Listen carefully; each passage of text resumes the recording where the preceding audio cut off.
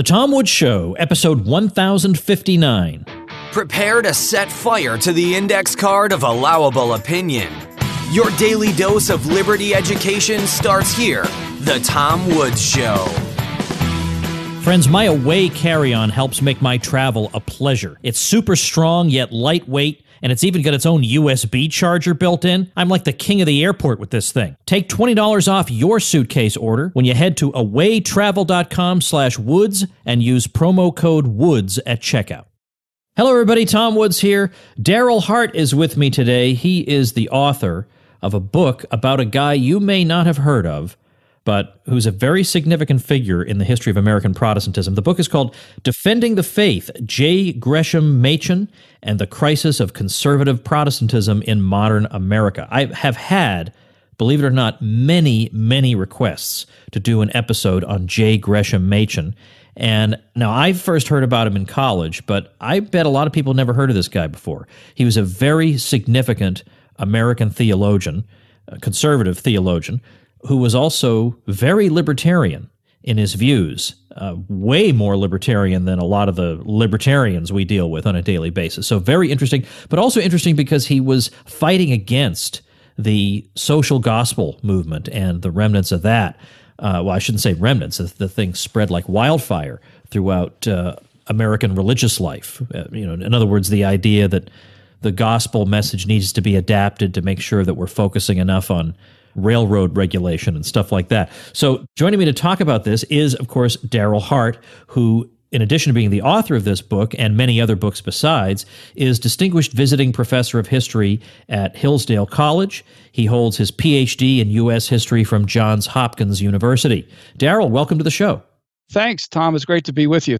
Now, this book of yours, Defending the Faith, I just told people about, I enjoyed this very much. I think you and I have a lot of overlap in our intellectual interests, and I'm particularly interested in the really early part of the 20th century and what was going on among Protestant thinkers at that time. And I'd like to start off actually by focusing on a figure, let's say, who I don't think actually figures into your book, but his ideas nevertheless were very influential, and that's Walter Rauschenbusch and the whole social gospel movement in American Protestantism. Now, in this book, in the index, I see two entries for social gospel, but there's plenty of reference to liberal Protestantism. So do you conceive of the social gospel as being a subset of liberal Protestantism?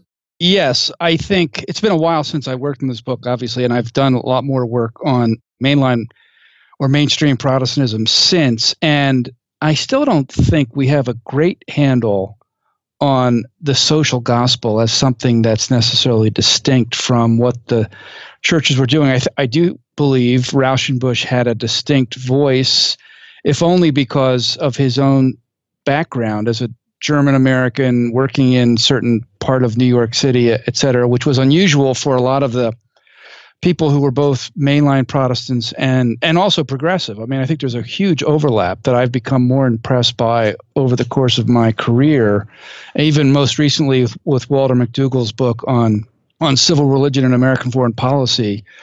He has really connected the dots between a more liberal kind of Protestantism being very useful for the kind of political, both domestic and international plans of the prominent Protestants who were running most of America's institutions. So, I think Rauschenbusch is one of those guys who sort of gets attention and stands out, but he doesn't need to, because I think the social gospel instincts, in scare quotes, I guess, social gospel instincts go so deep among so many Protestants of Anglo-American background. I mean, the Baptists, the Episcopalians, Methodists, Presbyterians, Congregationalists. I think there was a social gospel impulse even in the Second Great Awakening, so-called. I prefer pretty good awakening and not great, but okay. My advisor even at Hopkins in graduate school, Timothy Smith, wrote a book about the Second Great Awakening, making a case that in many respects the seeds for the social gospel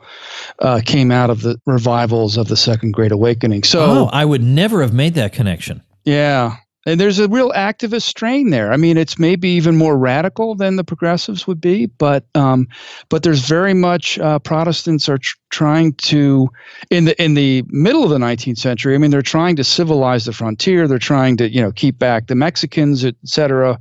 But there's a political dimension to that kind of evangelicalism or revivalism, even going on, I think, back there. So this is one of my frustrations, and I don't want to anticipate or forestall questions you might ask, but this is one of my frustrations with current discussions about the religious right or evangelicals, that people don't notice the much longer trajectory of white Protestants engaged with politics. It could change parties somewhat, but still it's going back way before Jerry Falwell. Well, I'd like to just talk a bit more about the social gospel, and then we'll talk about how Machen and others would have responded to it, because it's not just a matter of there are a lot of social problems in society today, and it's up to us as bearers of the message of Christ to go out into the world and address them, because I think that's how all Christians always felt. So there's certainly something different going on here. And it seems as if when you read some of these people, they are trying to redefine traditional Christian categories in line with a program of social reconstruction. I mean, there was even a book written called Social Salvation, and the argument being that we can't keep focusing so much on individual sin. We have to think about social sin. We have to, and in other words, we have to think a lot more about earthly things, but also adapt Christian categories in such a way that they become more earthly, if you follow what I'm saying. So, because I think today the social gospel, I don't think it's exactly the way it was 100 years ago, but it is so permeated the thinking and practice of so much of American Protestantism that we don't even have to talk about the social gospel anymore. It just is what people see in these churches. So is it fair? Sometimes you'll hear people being very critical of the social gospel, arguing that Christ in effect and salvation as traditionally understood almost disappear in the social gospel message. Am I misunderstanding it? No, I don't think you are. And I guess part of what makes the social gospel during the progressive era different from what may have gone before is that you have institutions like universities, seminaries, divinity schools. You could think of University of Chicago, William Rainey Harper, the president of the school, but who's also overseeing the Div school at Chicago. There's in some ways more room for Protestants to maneuver in the new milieu of the research university and academic specialization. Even though I would argue that, again, Finney doesn't talk much about Jesus, really. He talks a lot about the law and obedience to the law and being a good person. And even at the time of the founding, when Protestants are supporting independence from Britain and trying to justify this kind of rebellion, whatever you want to call it, you could even argue that they're cutting and pasting in some ways what churches had traditionally taught about submitting to legitimate authority and the like. So, but again, what the milieu after the research universities arise in the late 19th century, coupled with how large scale the problems of industrialization and urbanization and immigration were, it's sort of this perfect storm of ways in which, if the crutches of orthodoxy have been kicked away, it's even okay. Now we can do it on a much greater scale, seemingly. And you have also philanthropists like Rockefeller funding the University of Chicago, but he's also funding all sorts of social scientific research that becomes an arm of these Protestant endeavors. So I think that is some ways an answer to your question, but I'm not sure if it's as on point as it needed to be. No, it's fine. It's fine. It's just it just seems so abrupt and so out of the blue. But I think as with a lot of things, like even the Second Vatican Council and the Catholic Church, a lot of times things that seem abrupt, the seeds had been planted for years, and only at just the right moment in history do they really begin to sprout. So let's talk about then the topic, the man who is at the center of your book, and that is a professor at Princeton Theological Seminary who eventually feels compelled to leave that institution, J. Gresham Machen. So what can you tell us about how he viewed these kinds of changes in mainline Protestantism. I mean, obviously I understand that he's a unique figure, and you make that quite clear throughout the book. He's not easily pigeonholed, but it's quite clear what he would have thought of this. Right. You could also call him just an odd duck. It's nice. Unique is a nice way of putting it. But I mean, he does have the respectability of. So he's from a prominent attorney in Baltimore. That home in Baltimore, goes to Johns Hopkins University as an undergraduate. Eventually studies at Princeton for his seminary degree, and he does also pick up an MA at both Johns Hopkins in the classics and at Princeton in philosophy while he's at the seminary, and then goes to do some advanced study in Germany, which was fairly common by that point in New Testament and theology.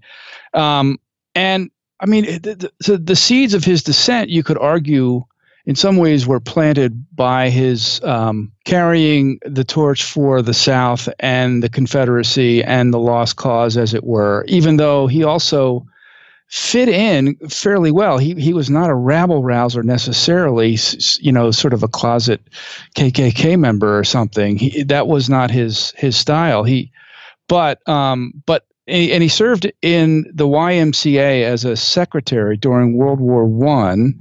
And I do think that's when he especially began to question the narrative of progress. To see that kind of destruction on such a massive scale, he was at the front in France. And his letters are really pretty moving. They were recently published during the war there. So that's when he begins to abandon. And if he had been part of the progressive narrative, he really begins to abandon it after World War I, and that's when he also becomes involved in a number of denominational struggles in the Presbyterian Church USA, the Northern Presbyterian Church, during the 1920s, which then he winds up bumping heads with all sorts of denominational executives over these things that then sort of erupts in a controversy at Princeton, and then he leaves to found Westminster Seminary in Philadelphia in 1929. And then he has a kind of rearguard struggles in the 1930s, a controversy over foreign missions, a report published by and sponsored by the Rockefeller Foundation on why we need to do foreign missions differently. The old rationale for saving people from hell is no longer necessary. The author of this report was none other than a professor of philosophy at Harvard. Ernest Hocking was his name. So Machen has a controversy over that, and that leads to then another denominational struggle, which produces the Orthodox Presbyterian Church, a split-off denomination in 1936. Still a very small denomination, of which, full disclosure, I am an officer, an elder in the church, but it's been a small group since then, and in some ways part of Machen's legacy. I want to try to keep most of our brief conversation on questions that would be of general interest to my audience, because sure. I don't know how my rough estimate based on nothing is probably 40% of my listeners are Protestant, but that doesn't mean the other 60% don't care. A lot of them are also interested. But I want to focus a little bit on his political views. Sure. But at the same time, I feel like I can't resist asking a little bit more about the controversies that he found himself in.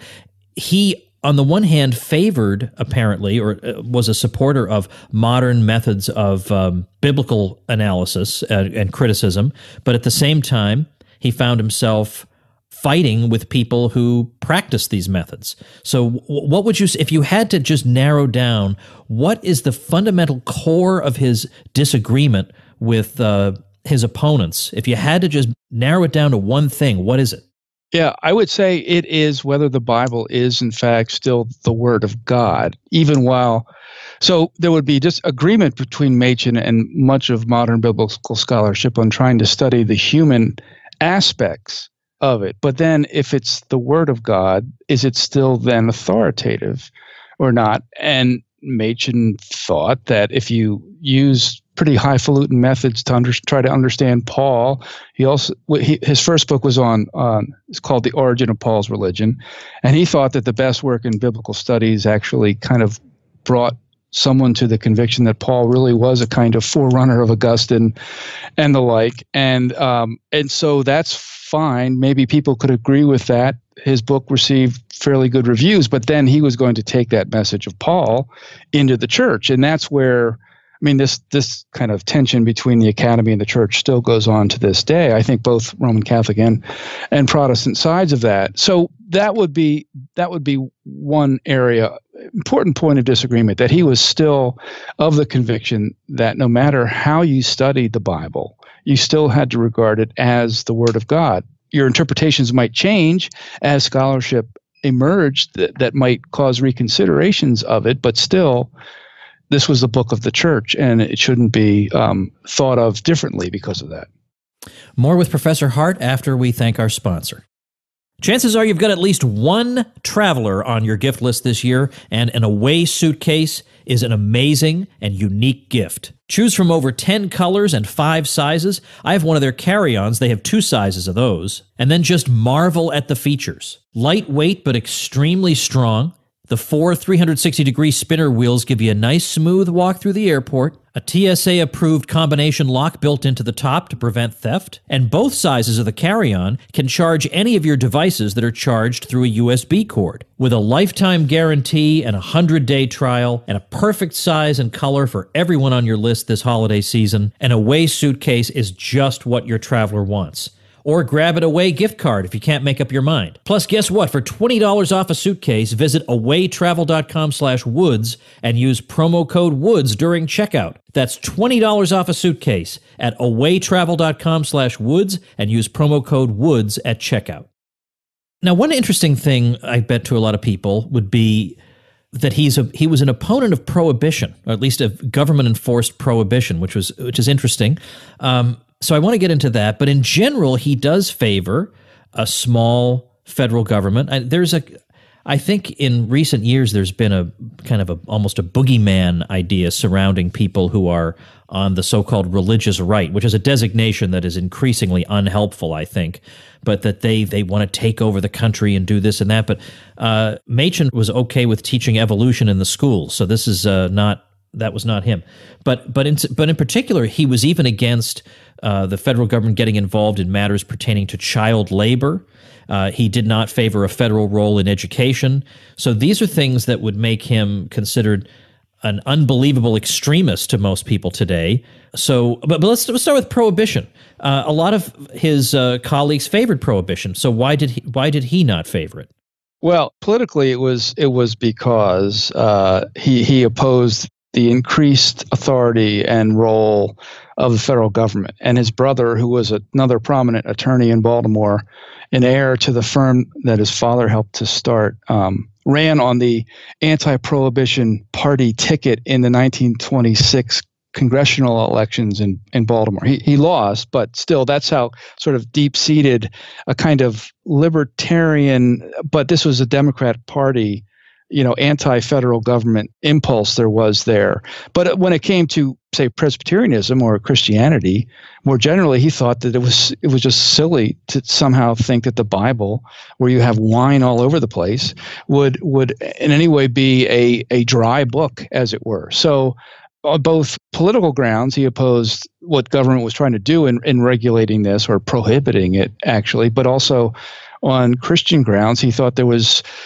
freedom for Christians to drink or not drink, and that you got to be. He actually had a relationship with a man who was a alcoholic and tried to set him up on a farm in New Jersey and tried to send the family money to provide for his needs, but to make sure that he didn't have access to spend it on alcohol. He was aware of the problem of drunkenness, but he still thought that government programs weren't the way to try to address it. So his attitude about government programs, was his attitude basically a practical one, that these programs either won't work or they will be harmful to society or to Christians in particular? Or did he also have a theological justification for having a skeptical view of the state? I think he did. It was more constitutional, though. I think when he writes about politics, it isn't simply practical. He's trying to hold either the states or the federal government to the Constitution and not straying beyond the powers enumerated, as it were. But when he tries to connect the dots between, say, Christian doctrine and the founding principles of the United States, he gets into terrain like people being fallen, and so you want government to be restrained, and you want checks and balances, and government or politics is a necessary evil. He quotes Jefferson to that effect a couple times. And you could argue that that's compatible with an Augustinian, at least a partial part of the Augustinian tradition when it comes to thinking about both human nature and then how we regard politicians, though there's plenty of Christian evidence on the other side of kind of a Eusebian view that has a very high view of office and the potential for a Christian magistrate to do wonderful things. And Protestants participated in that as well in the early modern era in Europe. So in that sense, Machen could find support maybe from some parts of the Christian past, but he was also maybe in some ways an outlier. And so his political perspective in many respects was shaped by American small government, as it were, or states' rights tradition. I'd like to share a passage from page 140 of your book, if I may. You say the following: he rarely thought in terms of national or federal programs for fear of what those programs would do to local autonomy and customs. Machen believed the state's principal duty was to preserve the liberty of individuals, families, and private associations. In turn, families, communities, and voluntary organizations performed the lion's share of social services and preserved public order. And you have him talking about Jefferson. You quote him as saying that Jefferson may have been a free thinker, but he held, quote, quite rightly that the least governed people is the best governed. So that's all stuff that would be very congenial to people listening right now. Now, I got that passage from a chapter of your book called The Responsibility of the Church in the New Age. So in Machen's mind, if the state is going to have a relatively limited responsibility, what is the responsibility of the church in the New Age? Well, he gave a talk at the American Political and Social Science Association or something like that in 1933 in the context of the Depression. And he was, people asked Machen to speak fairly often as to give the fundamentalist perspective. And so he was there to represent, in a way, that side of things before this body of academics. But there was a Roman Catholic representative, there was a Jewish rabbi, etc. And Machen there says that the church's responsibility is to proclaim the gospel. I mean, in effect, that and the church shouldn't cooperate with the state in anything in using the coercive powers of the state. But I think he also would have thought that churches in their roles with diaconal work or individual Christians themselves could form philanthropic endeavors of a variety of kinds that could try to address those concerns, which of course was a big part of especially Roman Catholic life during this period when you had all these immigrants coming to America and the bishops and also other agencies are set up to try to address these needs. And I think even though Machen was a very committed Protestant, he would have recognized as a proper outlet for Roman Catholic churches to respond to their own people and to provide for them. So in that sense, there is a diaconal side to the church that might allow the church to do those things, but its chief responsibility, he argued in that 1933 essay, was the spiritual one of proclaiming the good news of the gospel. What would you say is the overall significance of Machen, either in his own right or in terms of what his life tells us about American society? Oh, boy, that's a really big one. And I should have a ready answer because I've thought about this in a number of ways, but because, Machen does. So, for instance, in 20th century Protestantism, he inspires, in a way, a number of people who are responsible for setting up evangelical institutions in the 1940s. And there's not a direct connection between Machen and Billy Graham, for instance, but people in the Billy Graham circle kind of sometimes look to Machen for some kind of inspiration. And some of the figures who were leaders in the so-called neo-evangelical or evangelical movement had actually studied with Machen because he was such a popular figure in the 20s and 30s. But having done a history of Calvinism recently and sort of tried to look at transatlantic, if not global developments, I in some ways, Machen doesn't rank up there, say, with a Karl Barth or Reinhold Niebuhr or an Abraham Kuyper, who was a Dutch theologian who also became a prime minister and had this remarkable number of institutions that he founded, or Thomas Chalmers, for instance, in Scotland, who led the Free Church and a number of institutions that grew up there in Scotland to try to preserve a conservative Presbyterianism. But Machen is in their league. He may not have gained the following. He doesn't necessarily still attract the attention of those men. But when it comes to American Presbyterianism and you want a conservative figure, he's the big guy. And then,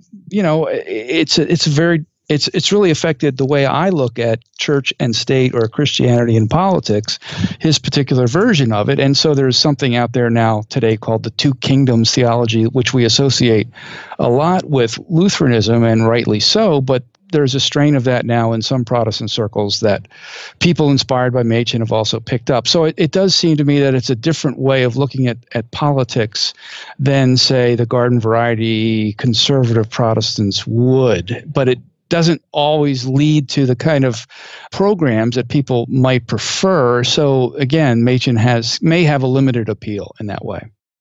How can people find out more about your work? You just had a book last year on H.L. Mencken, who's a person of great interest to me, but you've written an awful lot over the years. I know you have a website. Well, I blog at a place called oldlife.org. But if someone just goes to the Amazon page, all of my books are there. And I guess my faculty page at Hillsdale College also has a personal statement and links to, if not all, most of my books. And they probably could contact me as well through that webpage, and I'd be glad to interact with people more. Okay, I appreciate that. So obviously we're going to link to the book. We'll link to where you blog. We'll link to your Hillsdale faculty page. All these things will be up at tomwoods.com/1059. Well, I appreciate you coming on talking about this. Obviously, you've written an entire book on it. I was able to just hit some highlights and, frankly, from a selfish point of view, just ask questions that I'm curious about because you and I think about things like this all the time, and it's nice to talk to somebody who's a real expert. So best of luck. Do you have anything, you produce so much, are you working on anything book-related these days? Well, I've just finished a manuscript that's been through the reader's report stage. I got to respond to those, but it's on Roman Catholics post-World War II intellectuals and defenses of America or their contributions to American conservatism, running from, say, Buckley to Richard John Newhouse. And it gets into some of the debates among even contemporary Roman Catholics about Americanism and whether there's a kind of Whiggish view among some of these people or not. Anyway, I've been in conservative circles for a while, and I've known a lot about Roman Catholic contributions, so I wanted to do something with that. So that's one thing. Yeah, that's definitely an interesting topic, and it would be interesting to see how Michael Novak fits into that. Right. So, yeah, very interesting topic. All right, well, thanks so much again. I appreciate your time. Thanks for having me, Tom. It was great to talk to you. All right, folks, here is a site you're going to enjoy, lessbeaten.com, as in being less beaten down by life. The creator of this site says, the site is about finding the path less beaten through life and not getting beaten down by life. Like a lot of your listeners and the people you talk through, I didn't follow a traditional path through life. And one of the things I blog about is all the alternate paths I've found, from cord cutting to going back to college as an adult, etc.